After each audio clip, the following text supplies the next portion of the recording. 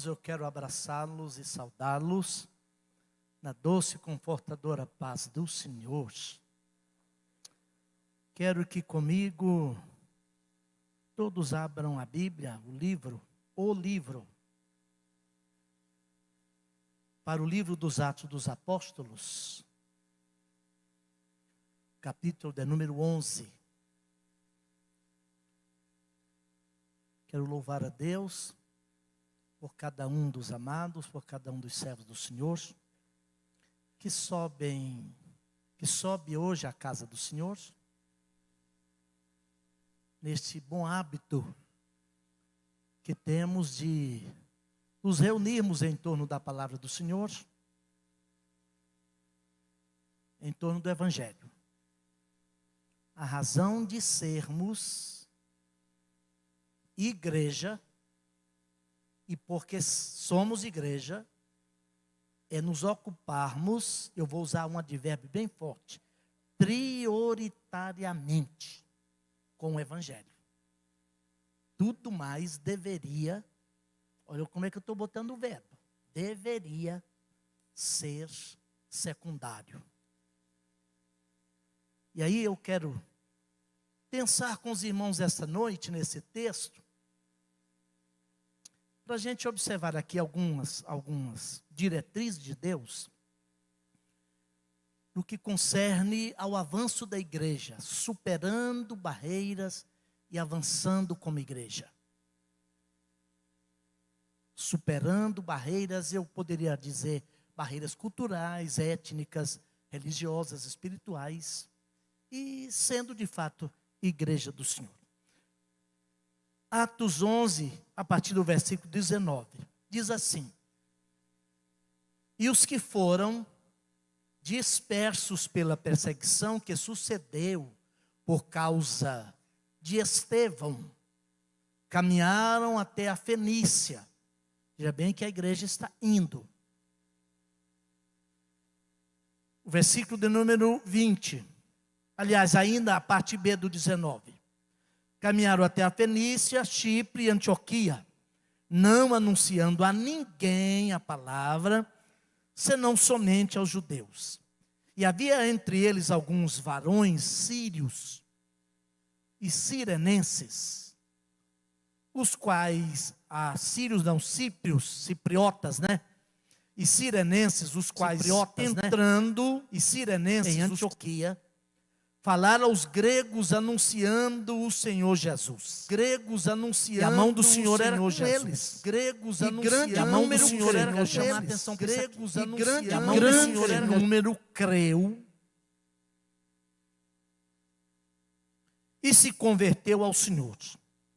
E chegou a fama dessas coisas aos ouvidos da igreja que estava em Jerusalém.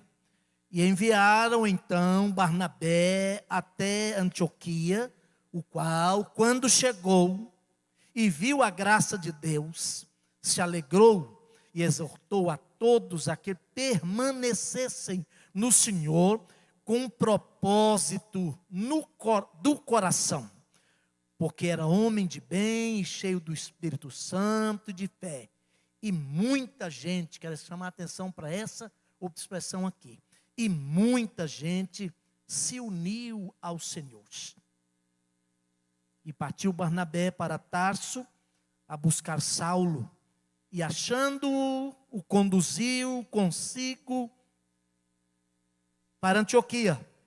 E sucedeu que, durante todo um ano, se reuniram naquela igreja e ensinaram muita gente. Quero chamar a atenção para essa expressão. Ensinaram muita gente. E em Antioquia foram os discípulos pela primeira vez chamados cristãos.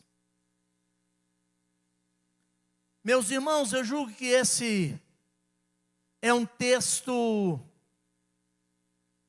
muito oportuno para que esta noite nós meditemos um pouco sobre esse avanço da igreja. E o texto e o contexto aqui já deixa devidamente consignado, estabelecido,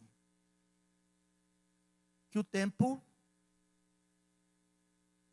que é a grande moeda que Deus deu a todos nós, e no tempo a gente tem que trabalhar aproveitando bem o nosso tempo, e cada tempo tem seus desafios, tem suas barreiras, tem as suas peculiaridades,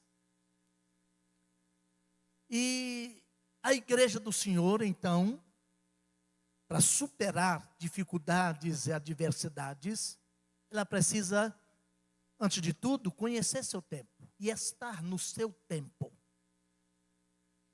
Observemos bem que aqui em Atos dos Apóstolos, Lucas, o médico, que se tornou historiador, talvez por hobby ou por chamamento do Espírito Santo, mais do que por hobby, né?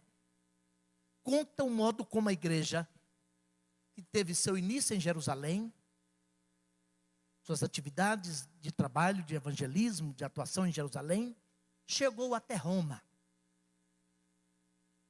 E nesse processo há uma dinâmica, há um avançar da igreja. E é oportuno a gente observar aqui que a igreja está transigindo, como o povo do Senhor, transigindo da geografia, do espaço geográfico da Palestina, da Judéia, foi para Samaria, Samaria foi avançando, e ela agora está alcançando, se inserindo em outras cidades que representavam, evidentemente, outras culturas, outras etnias. E, obviamente, o Espírito Santo, através da narrativa de Lucas aqui, vai nos informando que aquela igreja que teve início em Jerusalém, como eu já disse, estava indo para outras cidades, outras paragens, outras realidades, naquele processo e naquela dinamicidade do agir do Espírito Santo de Deus, evidentemente no seu tempo, e ela teve que entender da necessidade de fazer algumas mudanças estratégicas e de métodos para efetivamente alcançar aquela outra realidade, aquela outra cultura. O Evangelho não pode jamais ser reduzido a um produto subcultural que leva uma marca exclusiva de determinada cultura, etnia ou povo. Penso que seja por isso que a igreja, o escritor Lucas narra que a igreja teve o seu início histórico lá em Jerusalém, no Atos dos Apóstolos, capítulo 2. E naquele fenômeno do advento do Espírito Santo, o que houve lá? Houve um barulho que veio do céu, um vento veemente, um barulho como? De um vento veemente, vindo do céu. Porque a igreja precisa, evidentemente, entender que ela, como organismo de Deus, ela tem a sua origem na eternidade. Historicamente, começou seu trabalho ali em Jerusalém. Mas Paulo escreve aos Efésios que ele é o mistério oculto em Deus antes da fundação do mundo.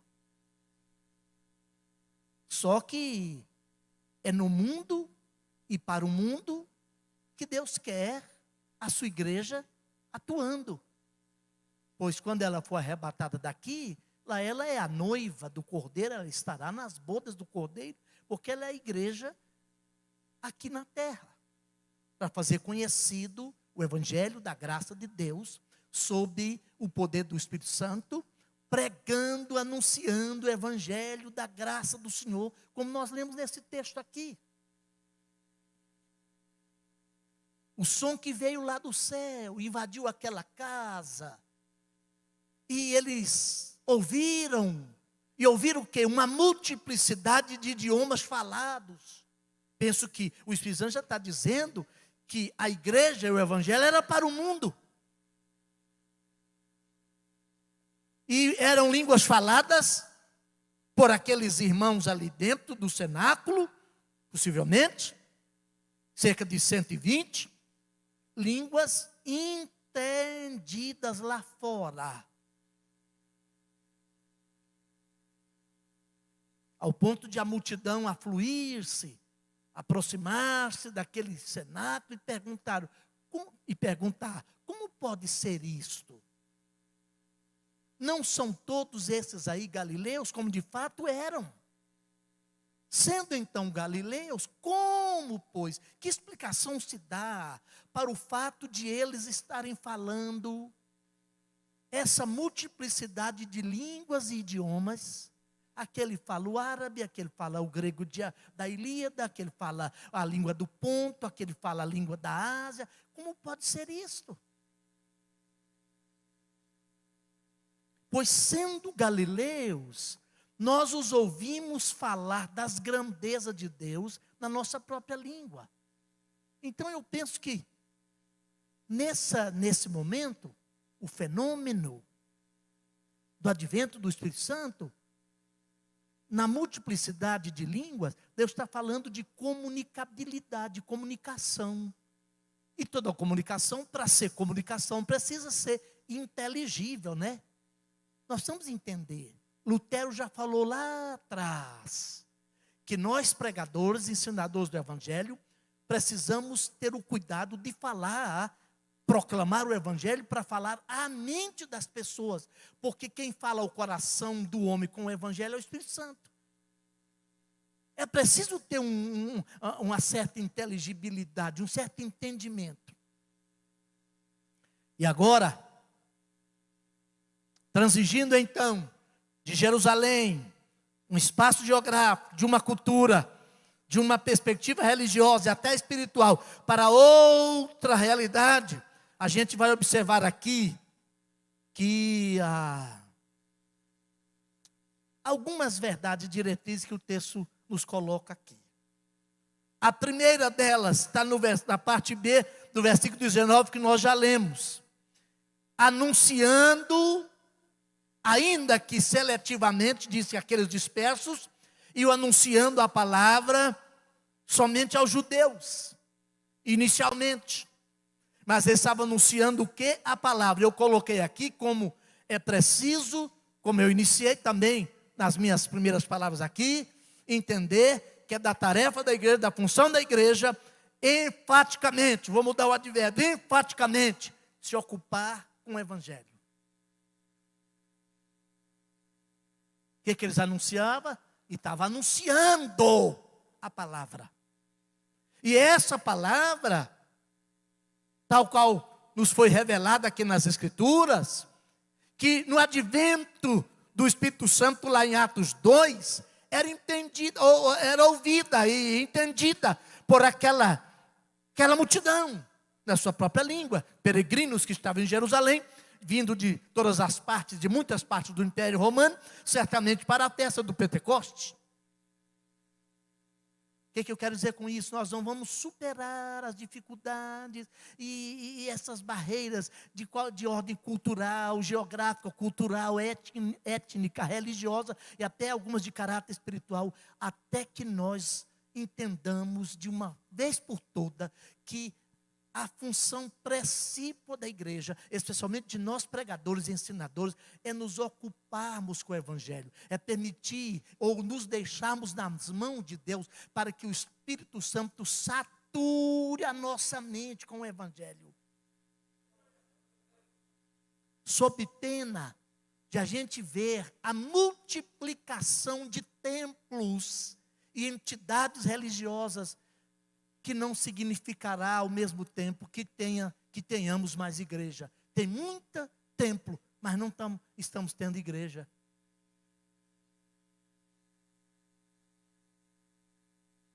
Igreja não é só o templo, nós precisamos do templo. Entendo a igreja, é necessário o templo, mas o templo por si só não faz a igreja. Mas a gente, por não ocupar com esse conteúdo, enfaticamente com esse evangelho, a tendência nossa, até culturalmente, até por um hábito de entender, não, eu fui à igreja, não. Eu vim ao templo esta noite. A gente pensa assim, Deus mora aqui, não mora aqui não. Deus mora aqui, Deus mora aí em você. Né? A gente vê, eu vou lá na igreja porque Deus está lá. Não está não, Ele não mora aqui não. Deus mora na sua imarcessível glória ainda. Pelo Espírito Santo Ele está entre nós e sobretudo em nós. E aí se a gente não cuidar, se a gente não ocupar com o Evangelho, com essa palavra, anunciar essa palavra, o que vai resultar dessa deficiência é que tenhamos, e é legítimo ter às vezes, muitas organizações e entidades religiosas, mas faltar-nos-á a igreja como definido aqui nos Evangelhos, aqui no Novo Testamento, nas epístolas de Paulo. Quem entende a igreja, ela impacta a realidade como essa igreja que impactou. E o mais grave ainda, pastor Dani Eberson, é que às vezes, quando não nos ocupamos devidamente com esse conteúdo, de modo enfático e prioritário, a gente até tem muita Bíblia, livro, mas temos pouca palavra de Deus. Via de regra, nossa mente não está fertilizada com ela, não está bombardeada com ela, não está energizada pela palavra do Senhor. Bom, mas há uma outra diretriz que esse texto aqui nos coloca. É preciso, está no versículo 20, e havia entre eles alguns varões gregos, ou cíprios, eu sempre quero dizer, sírios ou gregos, cíprios e sirenenses, os quais, entrando em Antioquia, falavam também aos gregos, outra vez o verbo anunciar. Quero chamar a atenção aqui. A igreja não superará as dificuldades e os problemas, a fim de alcançar efetivamente o mundo com o Evangelho, até que ela se ocupe também e anuncie o senhorio de Jesus sobre a igreja. Diz assim, anunciando o Senhor Jesus.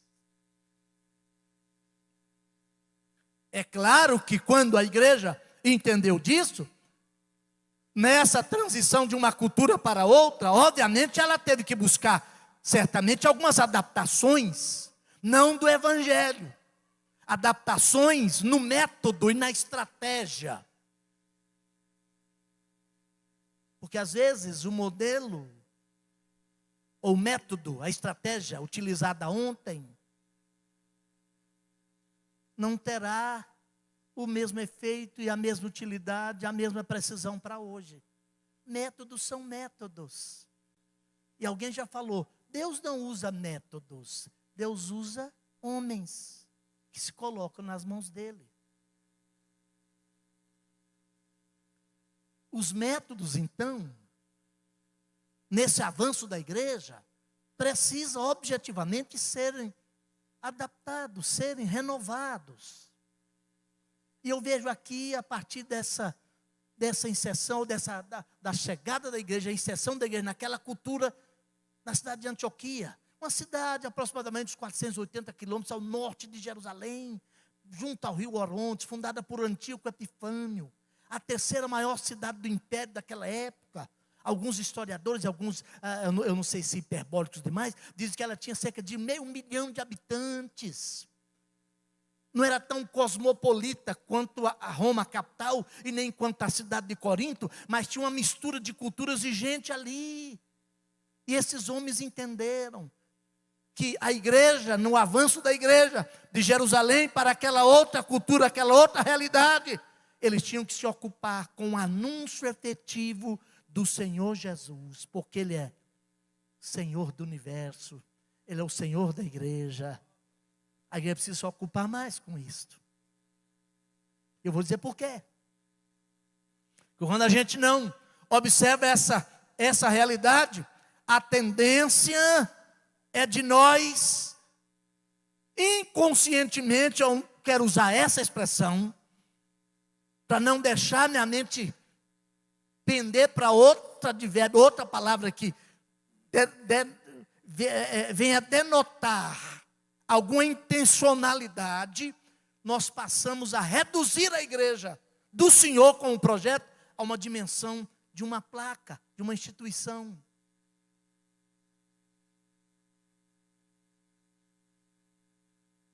E eu não posso cometer isso, sob pena de cometer o pecado de reducionismo. E talvez seja essa uma das razões, porque nesse nosso ocidente, velho e cansado ocidente, civilizatoriamente e culturalmente chamado de ocidente cristão, em muitos países, a igreja, esta igreja institucional, organizacional, não a igreja corpo de Cristo, que ela é viva e eficaz, nada pode contra ela, mas essa igreja organizacional não tem conseguido impactar a sua realidade como esses crentes impactaram a Antioquia. Talvez seja por causa disso. Falta a nós a capacidade de adaptar algum método utilizado e muito, digamos assim,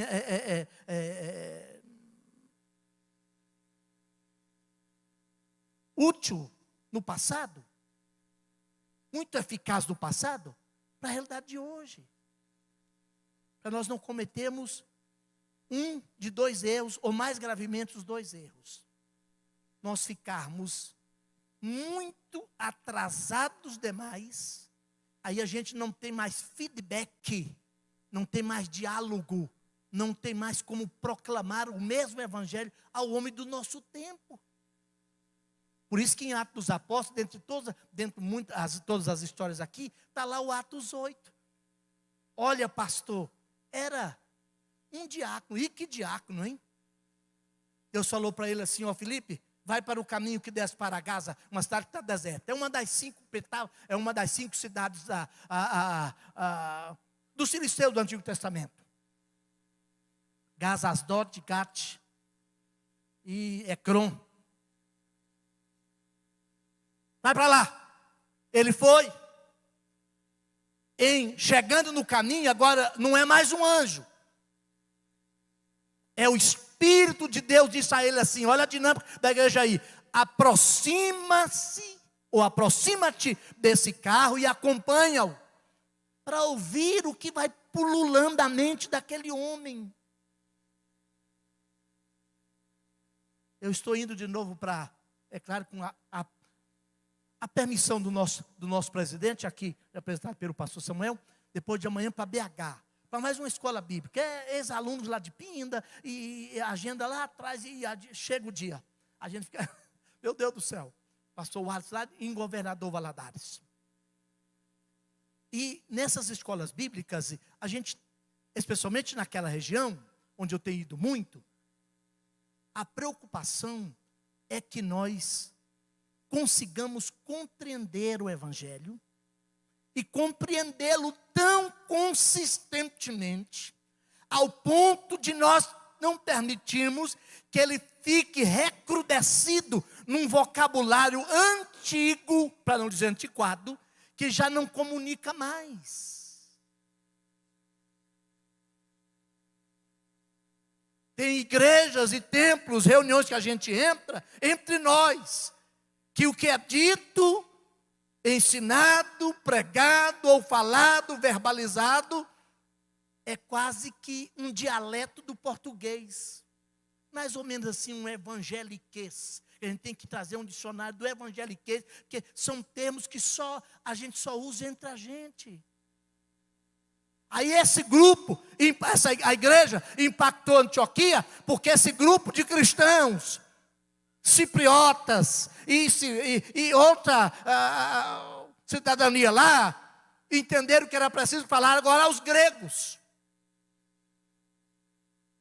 E os gregos a gente já sabe, culturalmente e historicamente, quem eles eram. Veja que não houve solução de continuidade, nem algo assim abrupto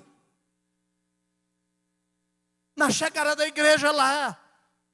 Porque aqueles que levaram o evangelho, falaram do evangelho, certamente com a perspectiva e a capacidade dos gregos entenderem, sem prejuízo do conteúdo do Evangelho.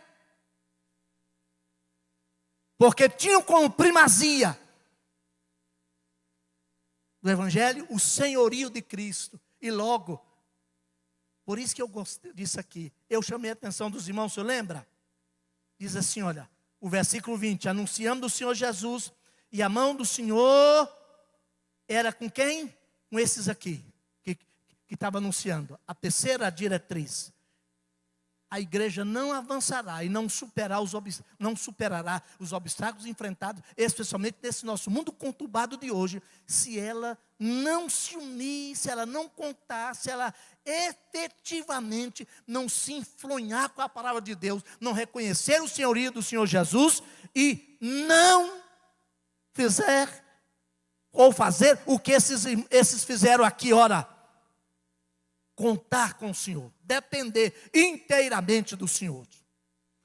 Mas não era uma dependência limitante, era uma dependência capacitadora.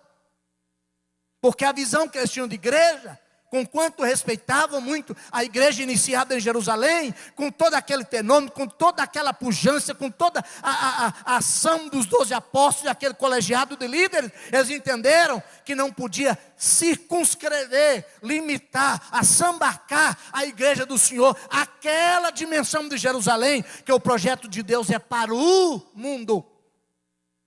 Então toda a cultura está incluída. Todos os povos estão incluídos no projeto salvífico da graça de Deus. Aí eu observo aqui que o versículo de número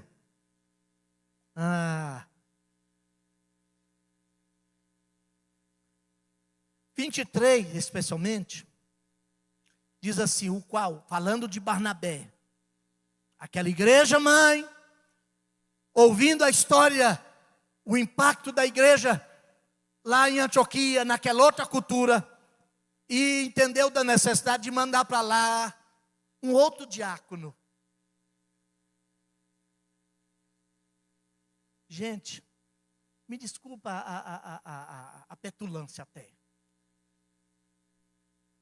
mas me preocupa muito um certo infantilismo. Até eu vou tirar essa palavra um certo. O fato de um infantilismo espiritual e de evangelho que toma conta de grandes igrejas hoje no Brasil.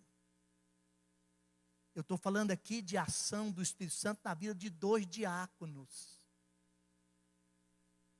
Porque a gente reduziu a igreja à dimensão da plaqueta, da parede, dimensão da instituição. Eu vou repetir, a instituição é necessária e ela é boa, ela não é errada não. Tem muita gente pensando assim, não, se eu conseguir furar a fila lá e entrar lá e conseguir um carguinho lá, já está bom, para que me preparar? Eu ouço gente dizendo, irmão, para que você vai ler Bíblia? Você tem que aprender, pastor Ricardo. Eles dizem assim, uma tecnazinha, é só fazer funcionar o negócio. Aprende um traquejo. Você não precisa ser de fato. Para que você lê esse negócio de estudar e de debruçar sobre a Bíblia? Não, basta você inserir no esquema. Não é? Aí a gente percebe que falta essa questão. A igreja enviou para lá Barnabé, eu vou repetir, e era um diácono. E ele lá chegou e disse, quando chegou, viu a graça de Deus, o modo como essa graça estava se manifestando e atuando lá, e se alegrou e exortou a todos que permanecessem. Eu chamo a atenção mais uma vez aqui na parte B do versículo 23, a permanecer no Senhor. Tem muita gente que pertence a uma denominação, mas não pertence mais ao Senhor.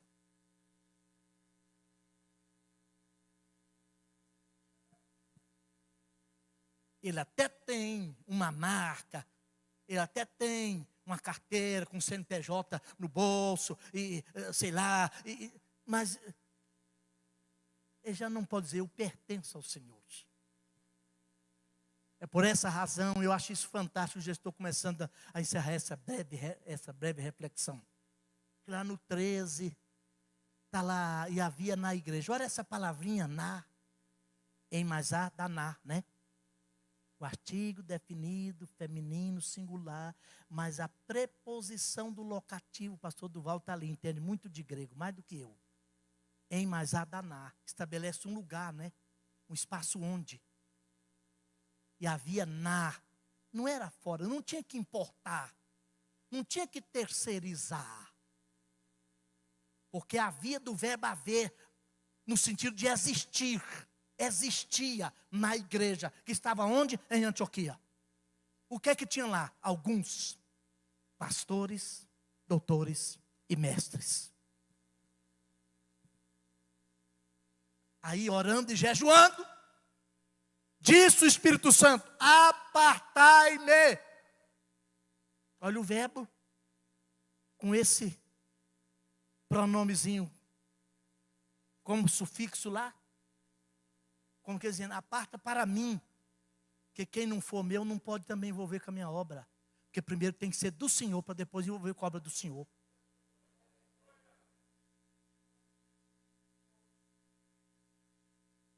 Ele não falou assim, não, manda esse Saulo aí, ele é muito problemático mesmo, e o sujeito é meio poliglota, ele sabe muita coisa, e ele tem até, certamente, sociológica, historicamente e filosoficamente até, uma maior capacidade de inserção nesse mundo greco-romano, manda ele aí para essas culturas, importa não. Mas o Espírito Santo falou assim, não, aparta primeiro Barnabé e a Saulo, aparta primeiro para mim.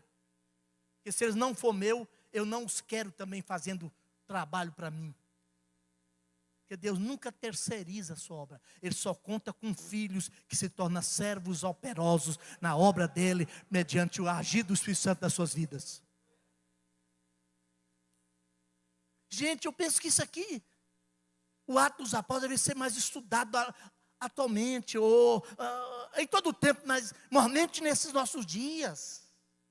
Eu não quero dizer que aqui está um modelo paradigmático de administração eclesiástica, de organização religiosa, até porque não era a primeira preocupação do Espírito Santo. Com a organização, com a institucionalização, a preocupação do Espírito Santo foi que a igreja, como o povo de Deus, a agência de Deus, do reino de Deus na terra, fosse esse local de habitação do Espírito Santo, e ele liberaria, e como de fato liberou, dons e manifestações lá, e essa igreja foi avançando, avançando. Quando o Império Romano acordou, em cerca de 60 anos, ela tinha impactado e penetrado e inserido naquele mundo. Gente do céu. Aí eu observo aqui que enviaram Saulo e Barnabé. E nesse aspecto ainda, eu já vou concluir, tem outras situações aqui. A gente volta aqui outro dia, um tempo qualquer no futuro aí. Que está bem claro aqui, que muitos creram. Veja que eu chamo a atenção, muita gente se uniu a quem? Ao Senhor. Não foi primeiramente àquela denominação. Primeiro uniu ao Senhor. E muita gente uniu ao Senhor. Está na parte B do versículo 24. Ó, em função de quem era Barnabé. Por isso que o Espírito Santo parou para dar aqui algumas qualificações, alguns atributos pessoais de Barnabé, que era um homem, olha aqui, olha, porque era um homem de bem, e cheio do Espírito Santo, e de fé, e muita gente se uniu ao Senhor. E aí essa igreja de Antioquia enviou esses homens de Deus lá para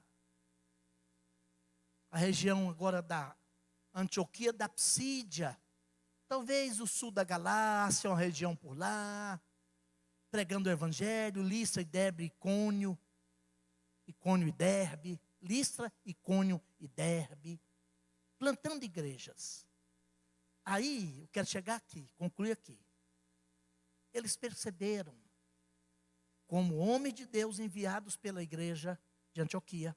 Uma igreja de Antioquia que foi amparada e abençoada pela igreja mãe de Jerusalém, sob a autoridade do colégio apostólico. Entenderam que era preciso buscar um novo método, ou novos métodos e novas estratégias para alcançar o mundo greco-romano com o evangelho do Senhor Jesus.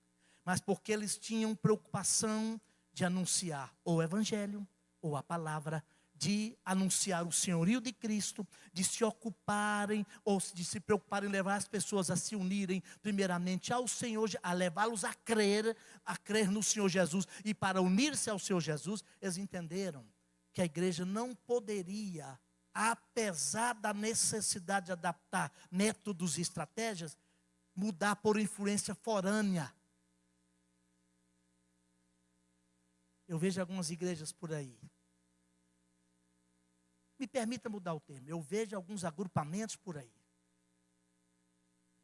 exageradamente preocupado com a clientela. E se a voga é para cliente, a questão já é mercadológica. Se é mercado, quem paga manda.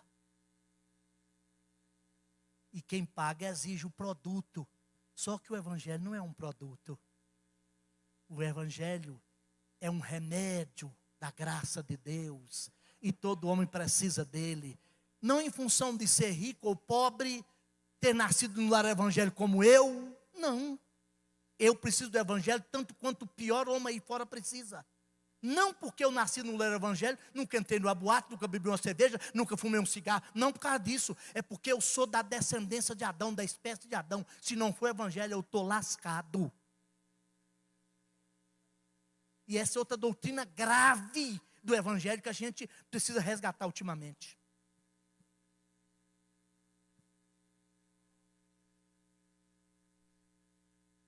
E aí esses irmãos resolveram, entenderam, que agora para que a igreja fizesse maior impacto, para além de Antioquia da Síria, na cultura greco-romana, tinha que fazer adaptações de métodos, de abordagens, de estratégias.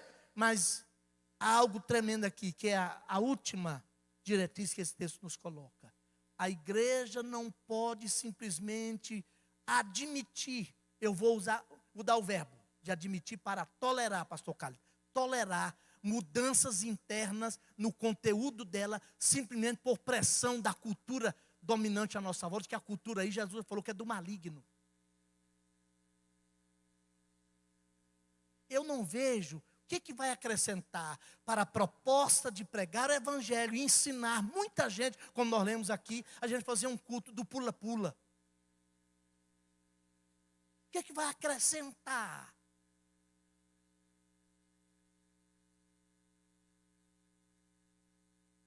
Uai, é claro que é bom eu pular e eu exercitar, mas tem academia ali, pastor Ricardo, eu vou pagar lá, eu vou lá na academia, porque 1h30 que eu venho aqui no culto, eu preciso me ocupar prioritariamente com a palavra de Deus, eu não posso.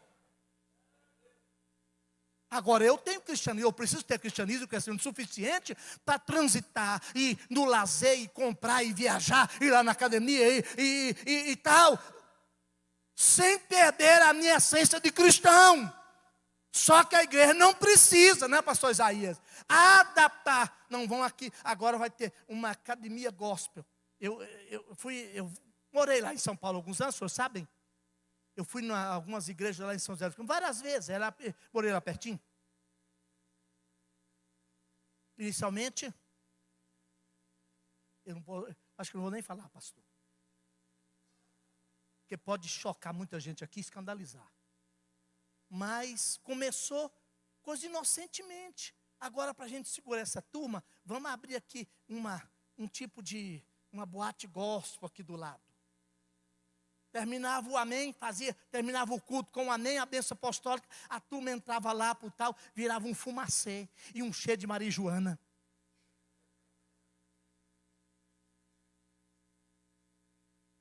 É nesse sentido. A gente não pode permitir que a pressão cultural que vem de fora, a igreja pode e deve adaptar e mudar suas estratégias e métodos, mas tem que fazer como esses homens de Deus fizeram aqui. voltados à primeira viagem missionária, viram que era preciso levar o evangelho na dimensão e ou seja, na inteligibilidade ou na condição da outra cultura perceber e receber. Eles fizeram o quê? Convoca o colégio apostólico lá em Jerusalém, reúne os anciãos e vamos debater esse assunto, que a igreja pode e deve mudar estratégias e métodos, desde que surja do estudo do livro aqui e seja discussão interna, não pressão externa. Fica de pé, todos vocês. A Bíblia diz que eles convocaram o colégio de apóstolos. E a gente não gosta muito disso aqui. Eu digo a gente, porque eu não... Talvez o foro não seja um foro mais adequado aqui, qualificado, porque é muito heterogêneo. Mas nessas escolas bíblicas, simpósios, a gente fala mais abertamente. Mas talvez pelo fato de que o lado institucional cresceu tanto, que de repente a gente tem que capitalizar qualquer coisa que esteja beneficiando, não o evangelho e o reino, beneficiando a nossa bandeira.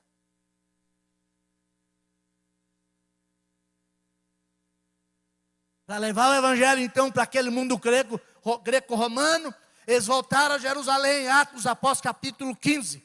A Bíblia diz lá no versículo 6, Paulo e Barnabé trouxeram a pauta, ou propuseram uma pauta, ou pediram uma pauta de discussão, para verificar essa adaptação de métodos e estratégias. E a Bíblia diz lá no versículo 6, e houve grande debate. É o que nós fugimos hoje.